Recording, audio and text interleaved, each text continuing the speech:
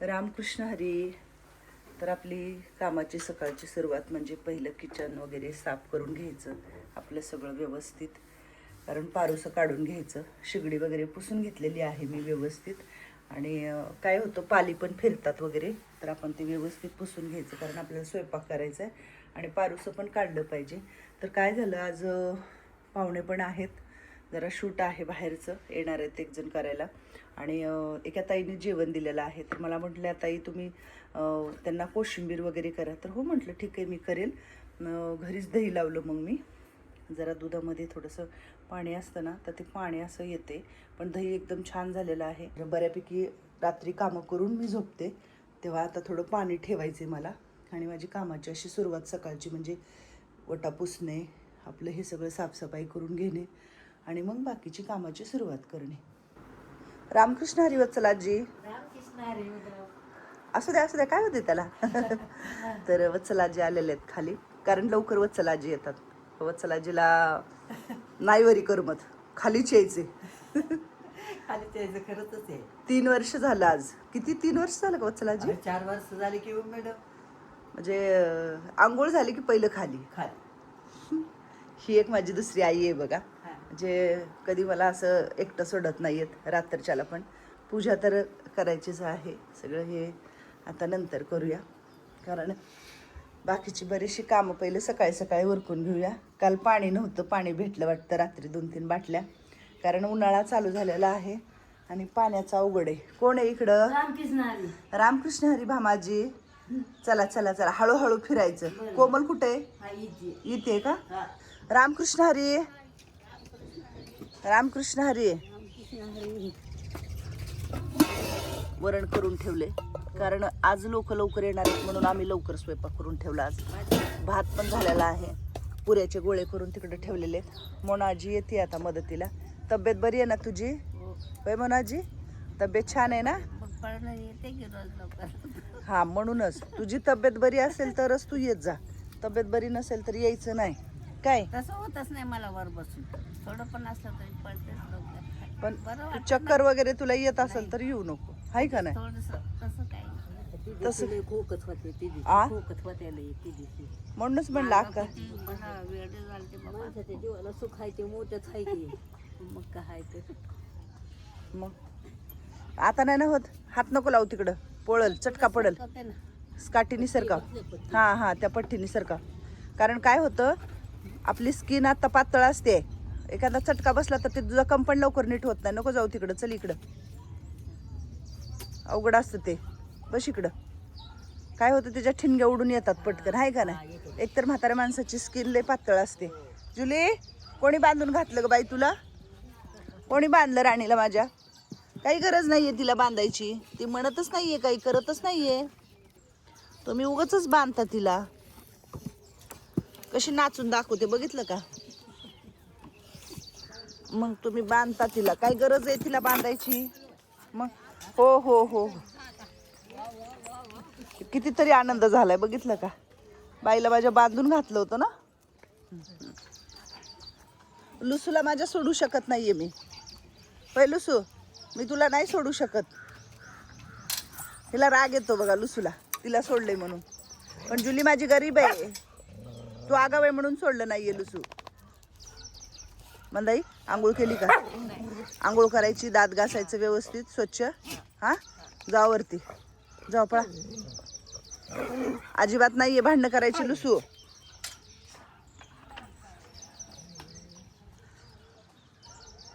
ह्या झाडाच्या सगळ्या पालव्या गळून गेल्यात माहितीये का?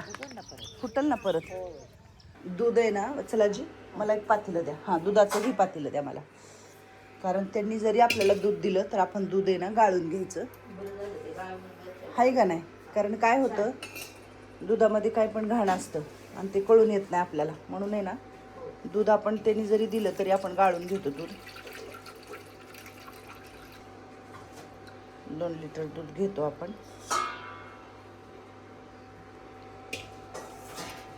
काय ते कचरा निघतो बारीक बारीक बारीक बारीक निघतो.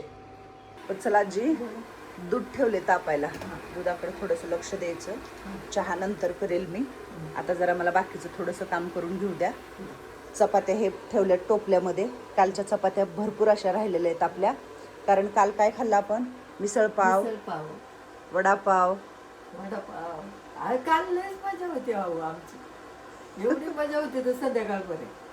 आणि जेवण मग तसंच राहिले. मग आता ह्या जेवणाचं काय करायचं म्हणून आता काय करायचं, त्याला उन्हाला ठेवायचं. ठेवायचं. वाळला ना त्याचा चिवडा करायचा. चिवडा पण लय मस्त लागत. हा, चिवडा पण मस्त लागतो. खूप चपात्या आहेत बाबा, खूपच चपात्या लय पसरून ठेवल्यात आता. 50-60 चपाती आपल्याला लागते, म्हणजे लागते रोजची. बरोबर आहे का ना? रोज लागत. मग बाकीचे कुत्रे येतात इकडं, त्यांना 1-2 देतो आपण. आपल्या जुली लुशीला, आपल्याला सगळ्याला 60 असेल चपाती असं वाटते मला. 60 तरी असेल, आहे ना? भाकरी केलं तर किती करतो आपण? 30 ना? 30 भाकरी करतो. 30 भाकरी. भाकरीचं जरा उरून जातात, पण चपात्याचं लयच उरून राहिलं का. असू द्या, कधीतरी होतं की आता काय त्याला. चला, मला करायची आंघोळ आणि गॅसकडे थोडंसं लक्ष द्या. गॅसचा झालेला आहे तुटवडा. गॅस थोडा महाग पण भेटतोय आणि गॅस लवकर भेटत नाही म्हणतायत. रोहित म्हटला बुकिंग झालाय, पण आई माहिती नाही आता भेटेल कधी भेटेल काय भेटेल. पण बुक तर केलाय त्यांनी, आणि थोडेसे 100-1 रुपये जास्त पहिल्याच्या पेक्षा. हां, पण ह्याला पण जपलं पाहिजे ना, ह्याची पण रोजचं आपल्याला गरज आहे सगळं. आणि शिगडीची पण काय होतं, शिगडीला पण लाईट बिल खूप येईल. गेल्या महिन्यामध्ये किती आलं? 8-8.5 हजार रुपये लाईट बिल आलेले. कधी ह्यांचं पूर्वी ह्या घरमालकाचं लाईट बिल थकलेलं, म्हणजे त्यांनी नवीन मीटर बसवलं होतं तेव्हाचं बिल थकलेलं 10 वर्षाचं मला येते बिल आता. कळलं का तुम्हाला? मध्ये मीटर त्यांनी कोरोनामध्ये तोडून, म्हणजे लोक राहायला होते तर ते कट करून टाकला. त्या कोरोनातलं बिल त्यांचं थकलेलं, त्याच्या आधीचं बिल त्यांचे भाडेकऱ्यांनी न भरलेलं थकलेलं सगळं बिल माझ्याकडे येते आता. आपण 18-18 हजार रुपये भरतोय, 9-10 हजार रुपये लाईट बिल भरतोय. गेल्या वेळेस तर 22,000 भरलं. ते पण भरले दादानी. एकदा 22 भरले, एकदा 18 भरले, काल 8.5-9 हजार रुपये भरले. कारण त्यांचं कधीचं बिल थकलेलं काढतात काय माहिती नाहीये. आणि आता मीटर पण असं झालं माहिती का तुम्हाला, ऑटोमॅटिक तुमचं 2 महिने तुम्ही लाईट बिल नाही भरलं तर ऑटोमॅटिक तुमचं बिल कनेक्शन कट होते. तुम्ही त्या दिवशी बघितलं ना संध्याकाळी होत, अंधारात होतो आपण, 12 वाजेपर्यंत आपल्याला लाईट कुठे दिली? 12 का 1. मग आपण पटकन बिल भरलं, लगेच काय झालं, लाईट दुसऱ्या सेकंदात लाईट आली. ते ऑटोमॅटिक केले आता. आता पहिल्याच्या सारखं वायरमॅन येईल, कट करल, लाईट बंद करल असं काहीच नाहीये. वरूनच केलेत, वरूनच मीटर आलेत ते आता. म्हणून आता लाईटीचा पण आपण व्यवस्थित जपूनच वापर करायचा सगळ्या गोष्टींचा. गॅस, लाईट, सगळ्या गोष्टी जपूनच करायचा. आता कारण उन्हाळा आहे ना, लोक सारखी पंखा लावतात. दिवसभर पंखा, लाईट नसते दिवसभर, पण रात्रभर लाईट बी ठेवतात आणि पंखा बी ठेवतात. असं होतंय ना. पण आता लागणाऱ्या गोष्टी येतात ही सगळ्या. वत्सलाजीशी बोलत असते मी नेहमी. वत्सलाजी एकमेव आहेत की ते ऐकून घेतात आणि बोलायचं. घरात एकाला दोघी म्हणले कशाला, हाय का नाही? तर मग एकाला दोघी म्हणजे वत्सलाजी.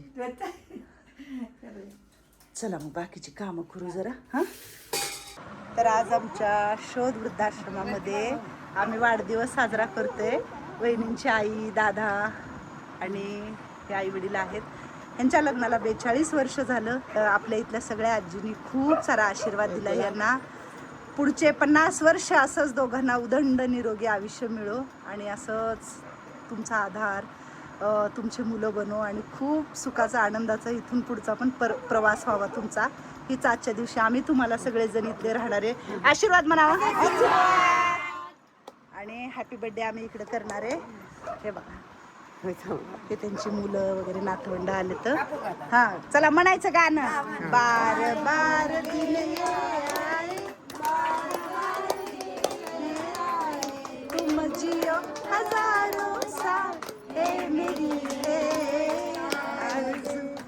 Happy birthday to you, happy birthday to you, happy birthday to भाऊ, happy birthday to. Happy birthday मावशी. आता तुम्ही खाऊ घाला चला. टाळ्या वाजवा.